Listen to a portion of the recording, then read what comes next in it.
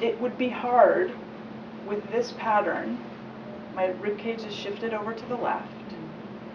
Subsequently, my shoulder girdle tilts to the right, such that my right shoulder is lower, my left shoulder is higher.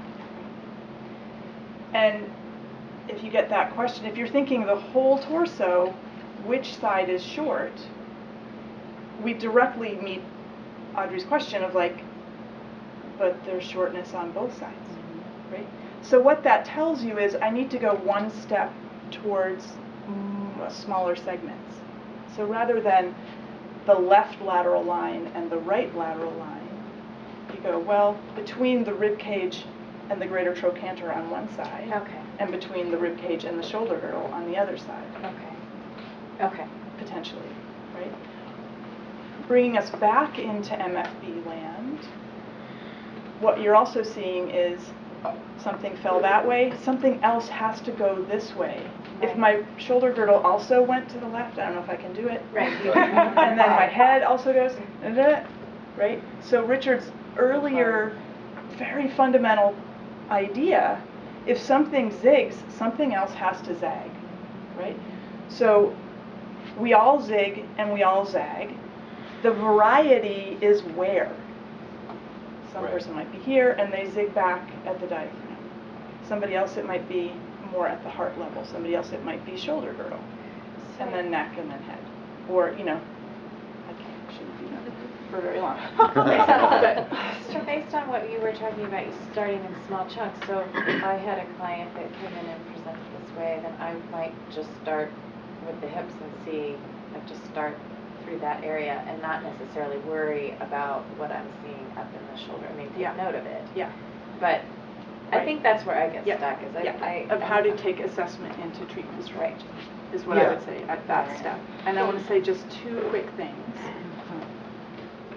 The principle that leads prioritizing is what's the really vivid thing. So it's not like, oh, well, I'm just always going to start with the pelvis. It's like, no, start with the thing that's most vivid. Whatever that is to your hands, what is the thing that's most vivid? That's what you're going to start with in the big picture.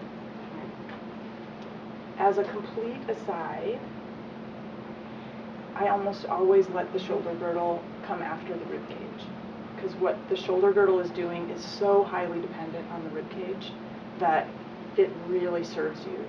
The shoulder girdle is complex enough that it really serves you to talk to the rib cage a little bit first.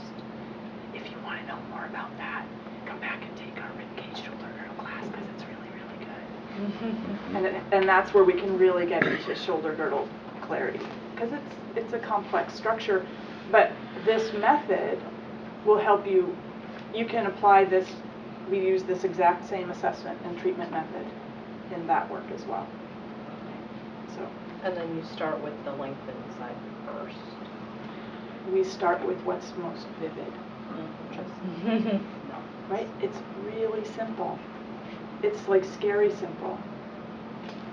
Crazy scary simple. Right? And so there is a change of how we use our mind. There's a change of how we use our mind. I used to do visual assessment, doing the everything of like, okay, well, there's this. I'm seeing things, and then my brain would do calculus. And that means, and this means, and that, and so bing, out comes, oh, it's the left upper QL. I thank God my brain, I don't ask my brain to do that kind of calculus. I just go, okay, here's the most vivid thing. Great, let me change it. My mind's, the work of my mind now is to stay clear enough in the moment that I feel what I'm feeling. I have clarity about what I want to change. I then come back to the next moment of, it's very zen. I come back to the next moment of did it change or not change? If there's a new vivid thing, I then treat that. So it's a moment-to-moment clarity task of the mind, rather than, well, if this means that, then that has that, and if the shoulders are going that way, then there's some sort of if-then consequential deductive process. Yeah.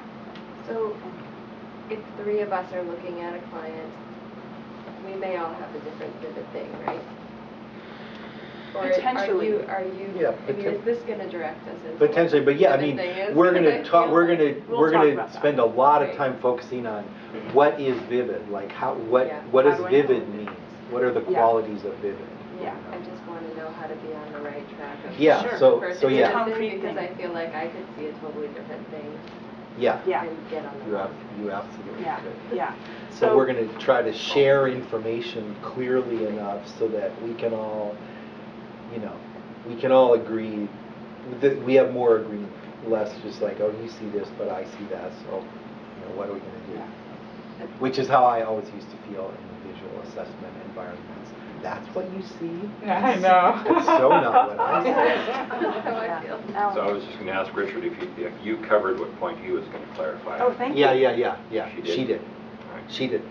So the one thing the one, she almost always does. Yeah, it just takes a while.